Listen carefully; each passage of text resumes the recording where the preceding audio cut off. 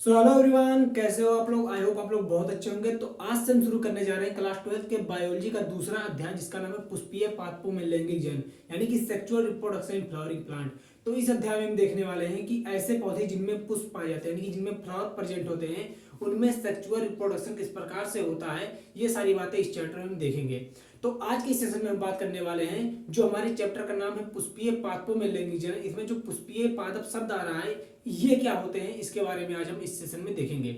और इसके अलावा इसमें जो दूसरा शब्द है लैंगिक जन, तो लैंगिक जन क्या होता है, इसको आप अगर नहीं जानते हैं तो हमारे चैनल के प्ले स्टोर में जाकर के क्लास 12 के बायोलॉजी का जो पहला अध्याय है जियो में जन, उसको देखिए। मैंने वहां पर आपको बता रखा है कि सेक्सुअल रिप्रोडक्शन होता क्या है।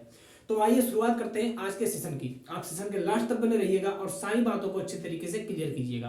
तो जैसा कि आज हम बात करने वाले हैं पुष्पीय पादप क्या होते हैं, यानी कि व्हाट इज फ्लावरिंग प्लांट। तो हमारा पहला पॉइंट आज का यही रहने वाला है कि पुष्पीय पादप होते क्या हैं। क्लियर है। तो पुष्पीय पादप को जानने के लिए आपको एक वैज्ञानिक के बारे में जानना होगा, जिनका नाम है आइकलर। तो ये कहानी है सन 1883 ईस्वी की, यानी कि सन 1883 ईस्वी में एक वैज्ञानिक आए थे जिनका नाम था आइकलर। अब ये जो आइकलर थे, ये एक बॉटनिस्ट थे, यानी कि वनस्पति वैज्ञानिक थे। ये पादप जगत के वैज्ञानिक थे। अब याद रखिएगा, ये आइकलर जो थे, इन्होंने पूरे प्लांट किंगडम को, यानी कि पादप जगत को दो उप जगतों में, यानी कि दो सब किंगडम में विभाजित कर दिया था। तो इन्होंने क्या दिया था, पूरे प्लांट किंगडम का क्या दिया था, क्लासिफिकेशन दिया था। यानी कि क्लासिफिकेशन ऑफ प्लांट किंगडम किसने दिया था, आइकलर नामक वैज्ञानिक ने दिया था। इतनी बात आप लोग ध्यान दीजिएगा।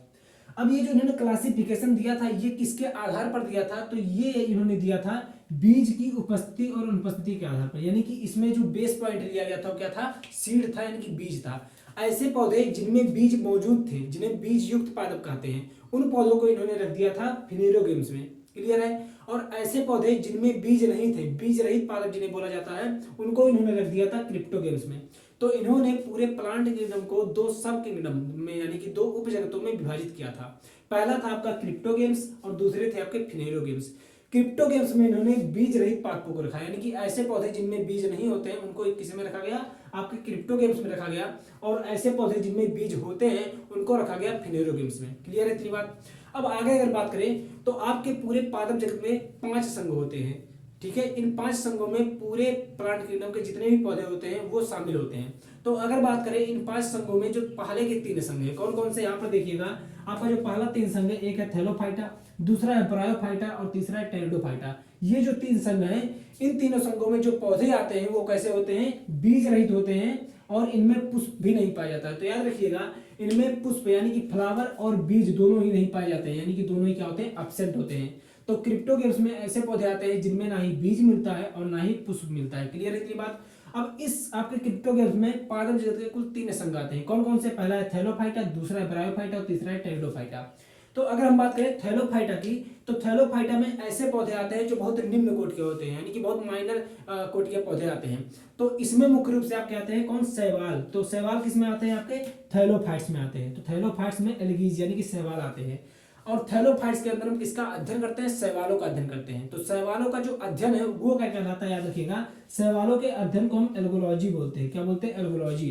तो एल्गोलॉजी के अंदर किसका अध्ययन करते हैं, शैवालों का अध्ययन करते हैं। और शैवाल पादप जगत के किस संघ में आते हैं, तो शैवाल पादप जगत के थैलोफाइटा संघ में आते हैं। क्लियर इतनी बात। इधर बात करते हैं ब्रायोफाइट्स की। तो ब्रायोफाइट्स में ऐसे पौधे आते हैं जो नम और छायादार स्थानों पर मिलते हैं, यानी कि जो आपके मॉइस्चर वाले प्लेस पर मिलते हैं, ऐसे पौधों को किसमें रखा गया है, आपके ब्रायोफाइट्स में रखा गया है। तो ब्रायोफाइट्स में ऐसे पौधे आते हैं जो नम और छायादार स्थानों पर होते हैं, इसीलिए इन पौधों को पादप जगत का उभयचर बोला जाता है। तो यहाँ पर ध्यान दीजिएगा कि एम्फीबियंस ऑफ प्लांट किंगडम किसे बोला जाता है, ब्रायोफाइट्स को बोला जाता है। क्यों, क्योंकि ब्रायोफाइट्स में ऐसे पौधे आते हैं जो नम और छायादार स्थानों पर पाए जाते हैं। क्लियर इतनी बात। इधर हम बात करते हैं टेरिडोफाइट की। तो अगर हम टेरिडोफाइट को देखें तो टेरिडोफाइट पूरे प्लांट किंगडम में ऐसे पहले पौधे थे जिनमें संवहन ऊतक यानी कि वैस्कुलर टिश्यू का क्या हुआ था, निर्माण हुआ था। क्लियर इतनी बात। तो सबसे पहले पूरे पादप जगत में किस संघ में वेस्कुलर टिश्यू यानी कि संवहनी ऊतक का निर्माण हुआ था, तो वो आपका संघ है कौन, टेरिडोफाइटा। तो याद रखिएगा टेरिडोफाइटा के बारे में ये मेन पॉइंट कि इसमें ही सबसे पहले आपका संवहनी ऊतक जिसे बोलते हैं, यानी कि वेस्कुलर टिश्यू का निर्माण हुआ था। क्लियर है इतनी बात। और आपके जो संवहनी ऊतक होते हैं 2 टाइप के होते हैं, कौन कौन से, जाइलम और फ्लोएम। क्लियर है। जाइलम और फ्लोएम आपके संवहनी ऊतक कहे जाते हैं। जो कि पौधों में पाए जाते हैं। तो ये 3 संघ ऐसे हैं जो आपके क्रिप्टोगेम्स में आते हैं और जिनमें ना ही बीज होता है और ना ही पुष्प होते हैं। क्लियर थी बात? अब सोचिए आप एक बात कि इसमें ना ही बीज है और ना ही पुष्प यानी कि ना ही फ्लावर है, तो कहीं ना कहीं हम बात कर रहे हैं पुष्पीय पादप क्या होते हैं। तो इन तीनों संघों में से कोई भी ऐसा पौधा नहीं होगा जो पुष्पीय पादप कहलाएगा। तो हम इस चैप्टर में पुष्पीय पादपों में लैंगिक जन्म में हम किसकी बात नहीं करेंगे, इन तीनों संघों की बात तो बिल्कुल नहीं करेंगे। क्लियर है बात? अब आ जाते हैं फिनेरोगेम्स में। तो फिनेरोगेम्स में ऐसे पौधों को रखा गया है जिनमें बीज होते हैं, जो बीज युक्त पादप कहलाते हैं। तो इसमें पूरे पादप जगत का 2 संघ आता है। कौन कौन सा? एक आता है जिम्नोस्पर्म जिसे हम अनावृत्त बीजी पादप बोलते हैं, और दूसरा आता है एंजियोस्पर्म जिसे हम आवृत्त बीजी पादप बोलते हैं। क्लियर थी बात? तो अगर हम बात करें जिम्नोस्पर्म की, जिसे अनावृत्त बीजी पादप भी बोला जाता है, तो इस संघ के पादपों में क्या होता है, जो बीज होते हैं वो किसी आवरण से घिरे नहीं रहते हैं। अब आवरण का मतलब क्या है कि ऐसे पौधे होते हैं ये जिनमें बीज किसी आवरण से ना घिरे होने के कारण इन्हें नग्नबीजी बोला जाता है। अब सोचिएगा जो बीज होते हैं वो फल के अंदर पाए जाते हैं, तो कहीं ना कहीं इनमें जो बीज पाए जाएंगे वो फल के अंदर नहीं होंगे, वो नग्न होंगे। तो इसी वजह से बीज इनके किसी आवरण के अंदर नहीं होते हैं, इसीलिए इन्हें क्या बोला जाता है, नग्नबीजी पादप भी बोला जाता है। तो इस बात को याद रखिएगा कि जो आपके जिम्नोस्पर्म है जिन्हें अनावृत्त बीजी बोला जाता है पौधे को, इन्हीं को एक और नाम से जाना जाता है जिनको हम नग्नबीजी बोलते हैं।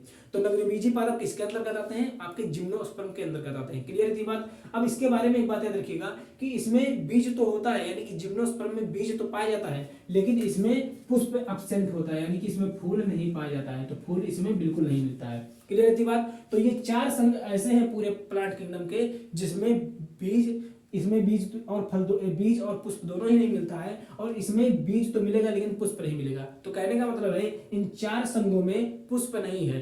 तो कहीं ना कहीं इन 4 संघों की बात तो इस चैप्टर में बिल्कुल ही नहीं की जाएगी। अब बचा केवल आपका एक संघ जिसका नाम है क्या, एंजियोस्पर्म। तो हम बात करने वाले हैं एंजियोस्पर्म की, जिसको बोलते हैं आवृत्त बीजी पादप।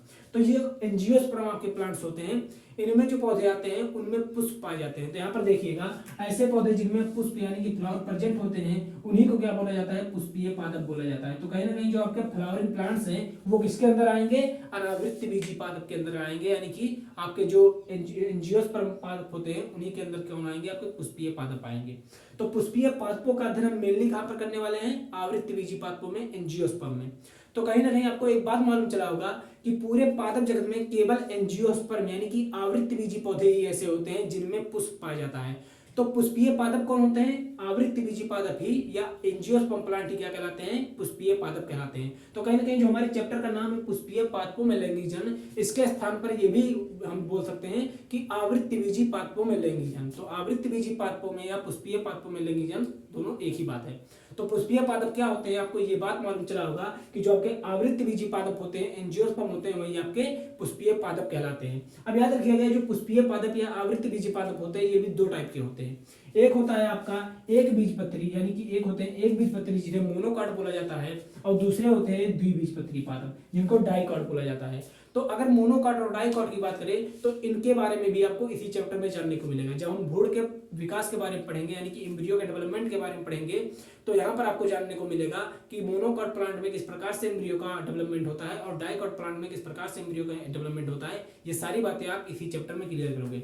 तो इस चैप्टर में हम किन पौधों की बात करेंगे, आवृत्त बीजी पादपों की बात करेंगे जिनमें पुष्प पाया जाता है, इसीलिए इन्हीं को पुष्पीय पादप भी बोला जाता है। तो आई होप आपको ये सारी बातें क्लियर हो गई होंगी कि पुष्पीय पादप होते क्या हैं। तो आपको आज का सेशन अगर अच्छा लगा हो तो सेशन को लाइक कीजिएगा, और सेशन कैसा लगा कमेंट करके जरूर बताइएगा। और अगर आप चैनल पर नए हो तो चैनल को सब्सक्राइब जरूर कीजिएगा। तो फिर मिलेंगे एक नए सेशन में इसी चैप्टर के एक नए टॉपिक को लेकर के। तब तक के लिए आप सभी को टाटा बाय बाय।